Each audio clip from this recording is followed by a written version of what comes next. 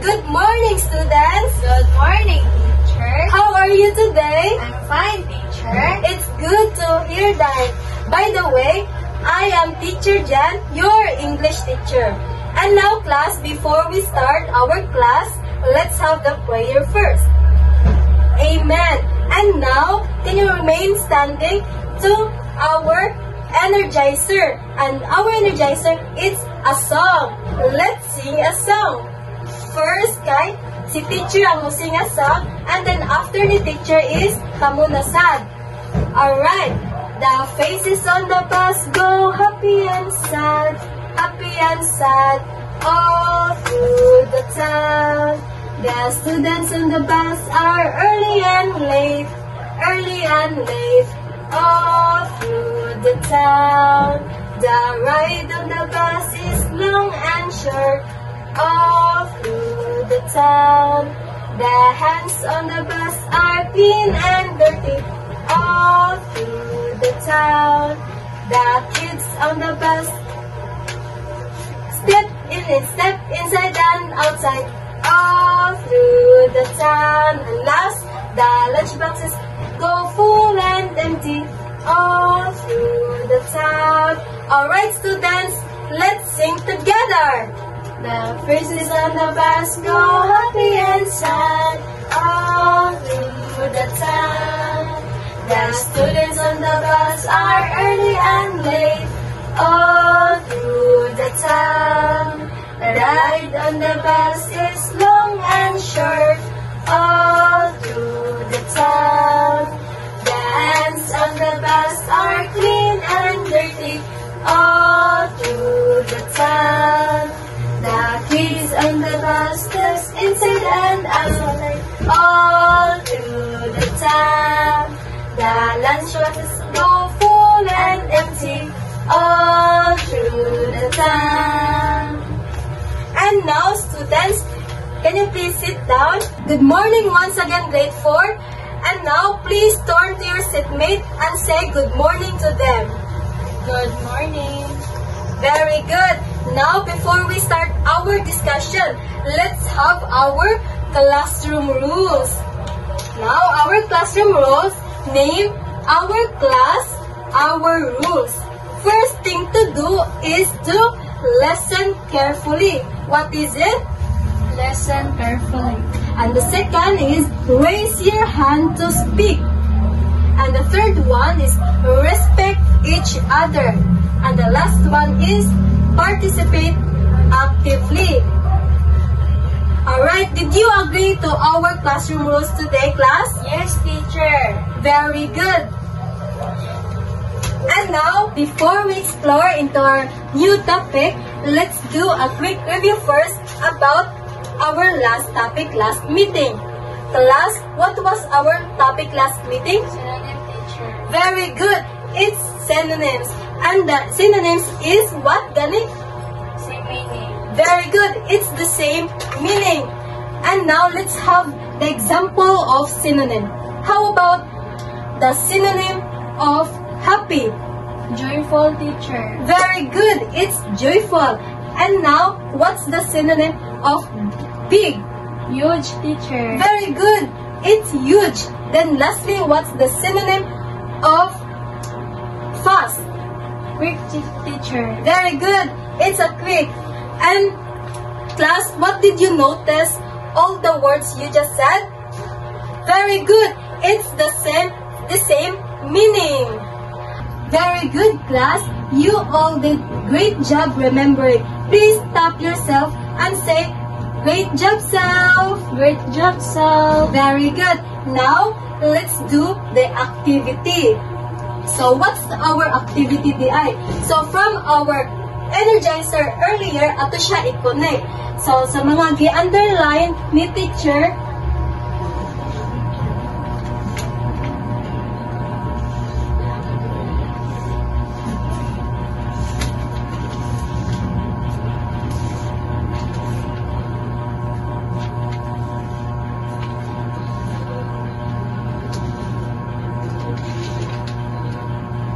So, from the underline ni teacher sa atong energizer earlier. So, can you please read everyone?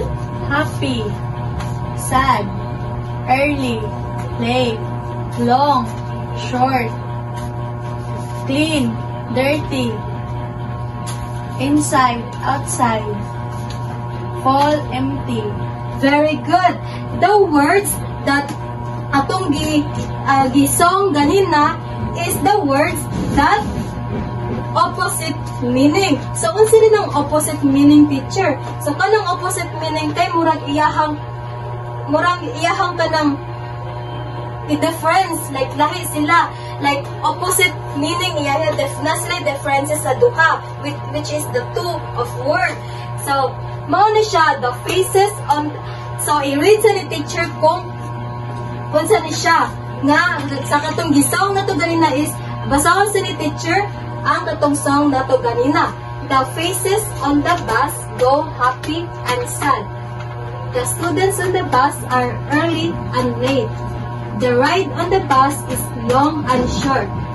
The hands on the bus are clean and dirty. The kids on the bus, inside and outside. The lunch boxes go full and empty. Now, class, what did you notice? All the underlined words nga gi-underline ni teacher. Diba, you said earlier is ang opposite, and then giningon si teacher nga ang opposite is magtanang lahi sila. So, here the example.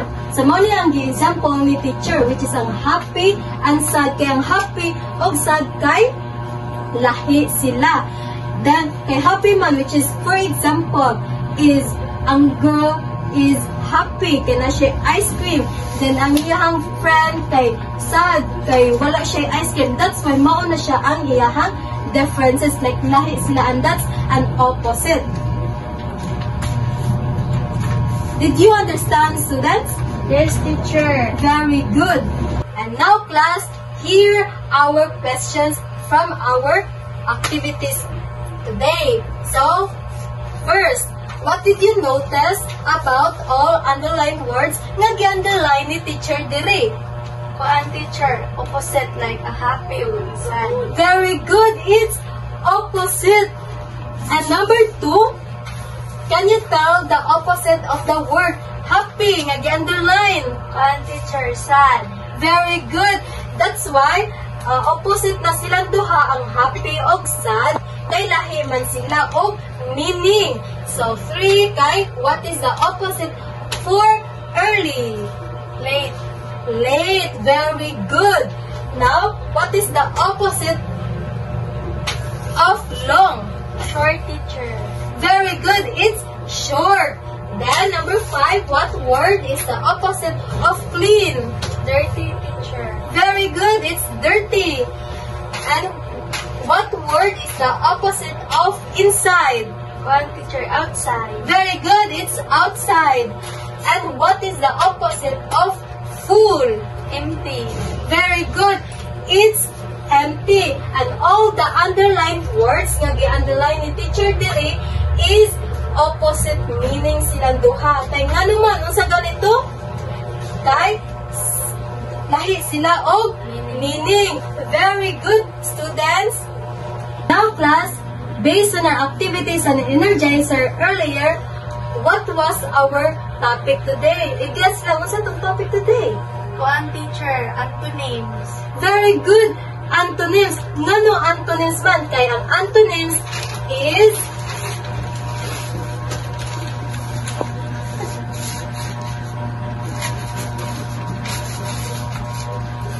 okay, class, what is antonyms? Can you please read? Words that have opposite meanings. Okay, antonyms is words that opposite meaning.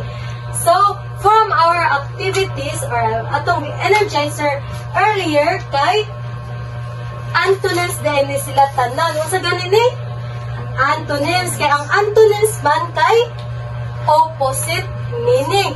So, kanina, sige mo tag-ingon nga, opposite teacher muna siya, opposite na siya.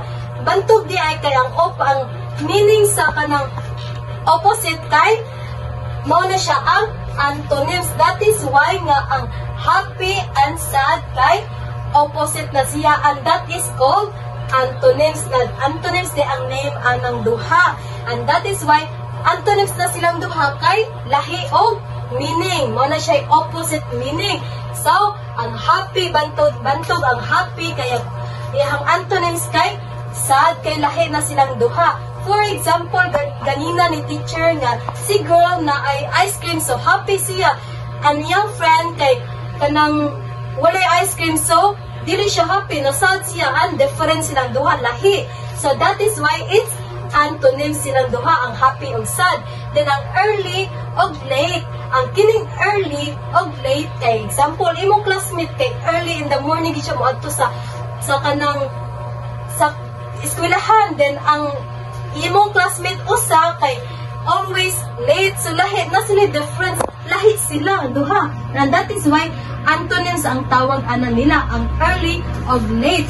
And then sa kining long and short kay kini siya example na niya kay sa bond paper kay yung imong classmate kay na ay long, then ang usa kay na short, so ang kumangayo kanilang duha kung either long or short, magpili na kanilang duha kung unsa, and that is called antonyms kay lahi silang duha, imong kapilian na ay short na say long. And then sa clean and dirty, so kini sa neat and clean, so imong classmate kay limpyo kay tanan, then ako kay classmate ba kung gawan, so mo na siya ang antonyms, different sila, lahi gid silang meaning, opposite meaning, and that is called antonyms. And now let's have inside and outside. So kini for example, imuhang classmate ni adto sa sulod, mo na inside sulod, and then ang outside kay gawas, and ano lahi, mo na sila inside and inside, lahi na sila, differences, and that is called an antonyms.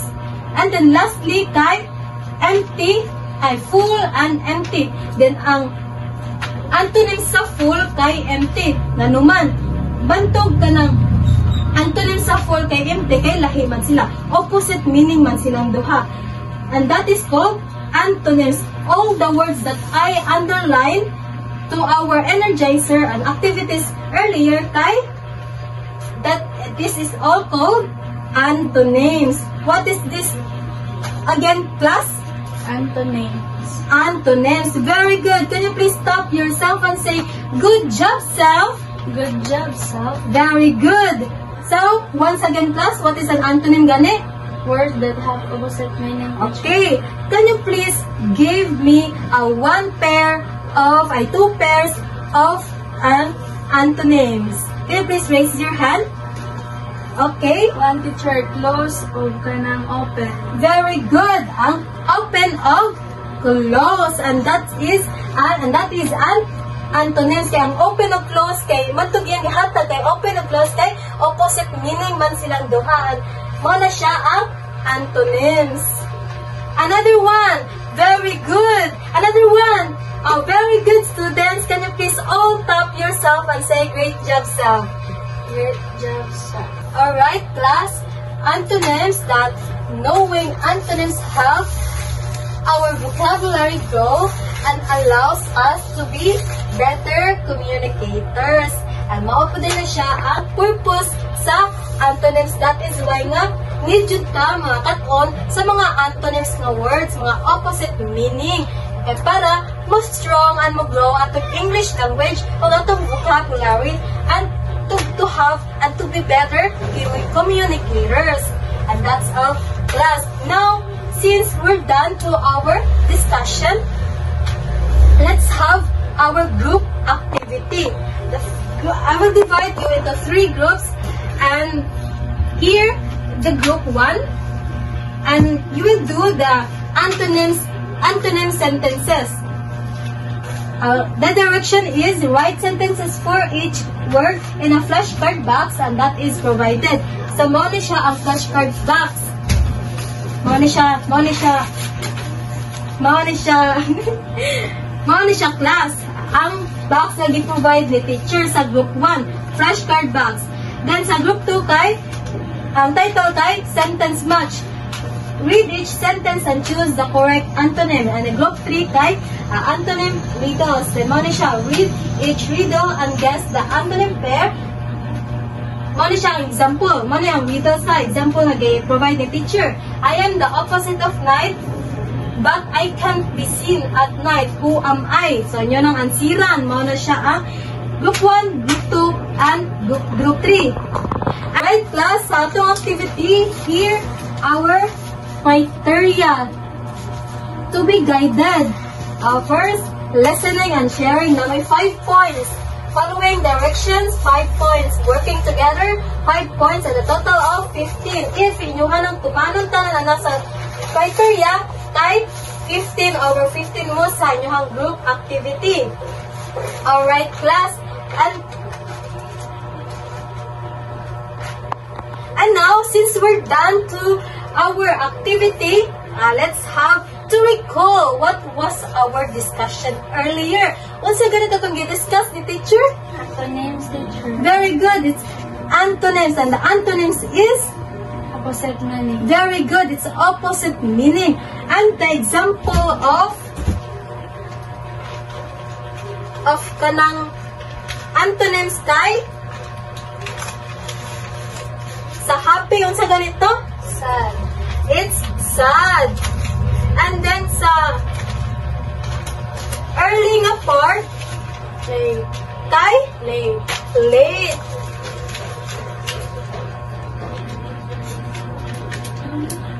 Then sa long, nang sa ganito ang long, Short. kay Short. short. Very good, students. Kaya naka-remember ka sa atong gi-discuss pagka ganina.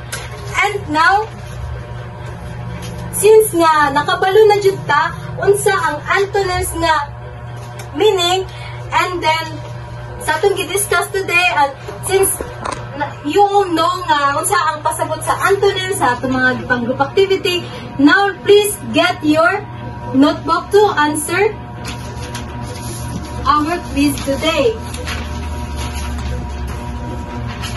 Okay, done? You all perfect?